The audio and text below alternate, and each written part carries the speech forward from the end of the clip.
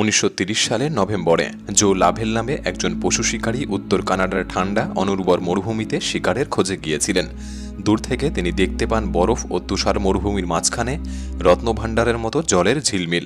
লাভেলের জন্য এই হ্রদের জল উত্তপ্ত মরুভূমিতে খুঁজে পাওয়া মরীচিকার মতো ছিল। সেই সময় ইনুইট নামে একটি গ্রাম এই হ্রদের তীরে বসবাস করত এবং এই সম্প্রদায়ের মানুষেরা ইউরোপীয়দের সাথে বিভিন্ন বাণিজ্যে জড়িত ছিল। জো লাভেল যখন হ্রদের ধারে গ্রামটির কাছাকাছি আসেন, তিনি এই জায়গাটিকে এক অন্য রূপে আবিষ্কার করেন, যা তার প্রত্যাশার বাইরে ছিল। তিনি লক্ষ্য করেন এখানে ভয়ঙ্কর এক নীরবতা কাজ করছে এবং মনে হচ্ছে জায়গাটি হঠাৎ থেমে গিয়েছে। সাধারণত এই ব্যস্ত সম্প্রদায়ের গ্রামটি যেন সম্পূর্ণ খালি এবং পরিত্যক্ত হয়ে গিয়েছে। লাভেল যখন তদন্ত শুরু করে, তিনি উপলব্ধি করেন যে এখানে কিছু একটা রহস্যময় ঘটনা ঘটেছে, যা সময় এবং পরিস্থিতির সাথে মোটেও মানানসই ছিল না। আসুন আজকের ভিডিওতে আমি আপনাকে সেই রহস্যময় ঘটনার সাক্ষী করতে চলেছি, যে গ্রামটি রাতারাতি উধাও হয়ে গিয়েছিল আর কোনোদিন তাদের কাউকে খুঁজে পাওয়া যায়নি। ভিডিওটি সম্পূর্ণ দেখার অনুরোধ রইল, আর নতুন বন্ধুরা অবশ্যই পাশে থাকা সাবস্ক্রাইব লেখাটি প্রেস করে বেল আইকনের অল অপশন সিলেক্ট করুন। প্রবল তুষারঝড় এবং ঠান্ডা যেন হাড় ভেদ করে দিচ্ছে।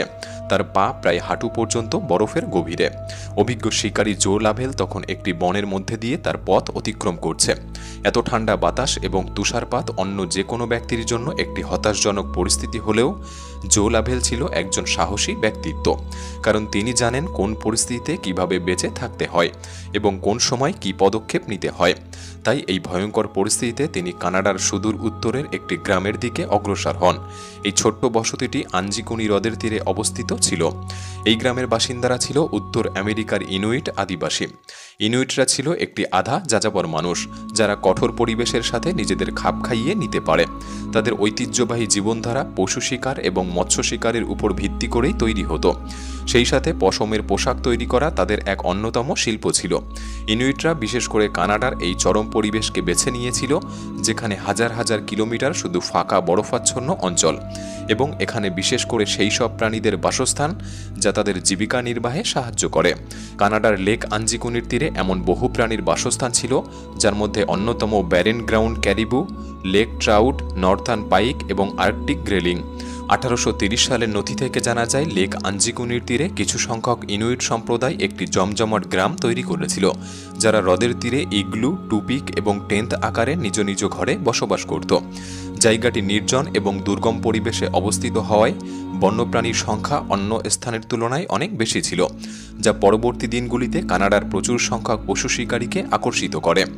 তাদের মধ্যে একজন ছিল জো লাভেল, যিনি দীর্ঘ পথ অতিক্রম করে কানাডার এই ঘন বরফাচ্ছন্ন এলাকায় প্রবেশ করে। তিনি দীর্ঘদিন ধরে ক্ষুধার্ত এবং তৃষ্ণার্ত ছিল, তাই একটি ভালো ঘুম আর গরম খাবার তার জন্য খুবই প্রয়োজন ছিল। সুতরাং তিনি কাছের একটি গ্রাম ইনুইটদের কাছে অতিথিপরায়ণের আশা করে। তিনি ভাবেন সেখানে গেলে হয়তো গরম খাবার এবং বাসস্থান পাওয়া যাবে। তিনি দূর থেকে গ্রামের তাঁবুগুলিকে লক্ষ্য করেন, যেখানে রীতিমতো কিছু বাড়িতে ধোঁয়া উঠছিল। জো ভাবেন সম্ভবত দুপুরের খাবারের আগেই তিনি সেখানে পৌঁছে যাবেন। তিনি তার লক্ষ্যে হাঁটতে শুরু করেন। ইতিমধ্যে বাতাস শান্ত হয় এবং তুষারঝড় থেমে যায়। এই সুযোগে জো তার হাঁটার গতি বাড়িয়ে হিমায়িত হ্রদের ধারে অবস্থিত গ্রামটির দিকে অগ্রসর হতে শুরু করে।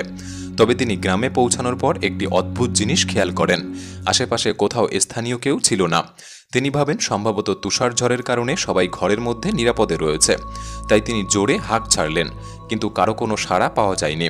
তিনি খেয়াল করেন একটি তাঁবু থেকে ধোঁয়া বের হচ্ছে।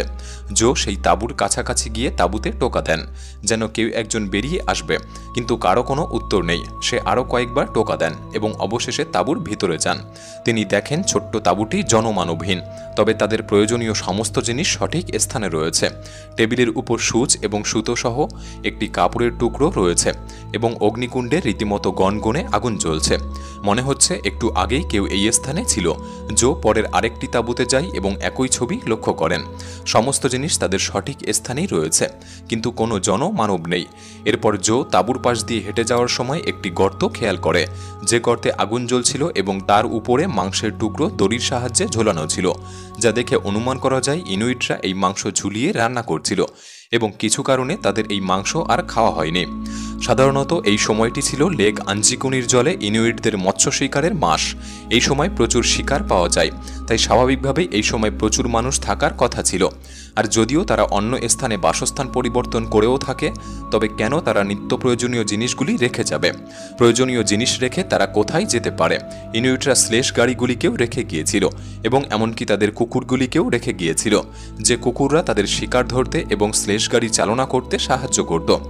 যাই হোক, এটা নিশ্চিত যে এই তীব্র আবহাওয়ায় বসবাস পরিবর্তন করলেও কেউ গরম জামাকাপড় বা বিশেষ উপকারী কুকুরগুলিকে রেখে দিয়ে যাবে না। জো লাবেল এই বিষয়টি ভালো করেই জানতেন, তাই সবকিছু দেখে অবশেষে তিনি এই উপসংহারে পৌঁছান যে এখানে বেশ ভয়ঙ্কর কোনো একটি ঘটনা ঘটেছে। ঠান্ডাই নয়, বরং ভয়ে তার শরীর কাঁপতে শুরু করে। পুরো গ্রামটি ঘোরাঘুরি করার পরেও সে একটি জনমানবকেও খুঁজে পায়নি। আতঙ্কিত হয়ে সে পার্শ্ববর্তী একটি গ্রামের টেলিগ্রাফের খুঁটি লক্ষ্য করে এগিয়ে যান এবং পুলিশকে একটি বার্তা পাঠান। কিছু ঘন্টা পর একটি পুলিশের দল সেখানে এসে হাজির হয়। পুলিশের দলটি নিখোঁজের হদিশ খুঁজে বের করার চেষ্টা করতে থাকে এবং আসলেই কি ঘটেছে তা তদন্ত শুরু করে। তারা খুঁজে বের করার চেষ্টা করে যদি সকলেই মারা গিয়ে থাকবে, নিশ্চয়ই আশেপাশে কবরের কোনো চিহ্ন পাওয়া যাবে, কিন্তু এমন তাজা কবরের কোনো চিহ্নই খুঁজে পাওয়া যায়নি। ইনুইটরা সাধারণত সমাধির চারপাশে পাথর দিয়ে সজ্জিত করে, কিন্তু এই গ্রামে এমন একটিও পাথরের চিহ্ন খুঁজে পাওয়া যায়নি, বা কোনো প্রাণী ওই কবর খুঁড়ে মৃতদের সরিয়ে নিয়ে যাবে এমন কোনো চিহ্ন খুঁজে পাওয়া যায়নি। এতগুলি মানুষ একসাথে উবে যাওয়ার ঘটনায় পুলিশ পাশের গ্রামগুলিতে তদন্ত করে যে আসলে তারা এই বসতি ছেড়ে পাশের গ্রামে বসতি স্থাপন করেছে কিনা, কিন্তু পাশের গ্রামের স্থানীয় বাসিন্দারা এই সম্পর্কে কিছুই জানত না, বা তাদের গ্রামে এমন কোনো নতুন বসতি গড়ে ওঠেনি বলে জানিয়ে দেন। তবে পুলিশের এই তদন্তে তারা একটি ঘটনা জানতে পারে, তা হলো অস্বাভাবিক নীল আলো।